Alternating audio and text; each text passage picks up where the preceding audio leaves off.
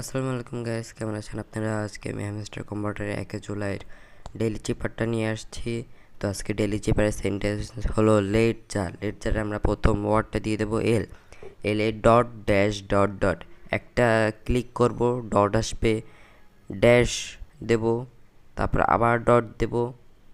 আমাদের এটা আসলো না, কেন আসলো না? কারণ আমরা প্রথম ডটটা দিয়ে কিছুক্ষণ ওয়েট করছিলাম, এর জন্য আমার এটা আসেনি। এবার দেখে না আসবে।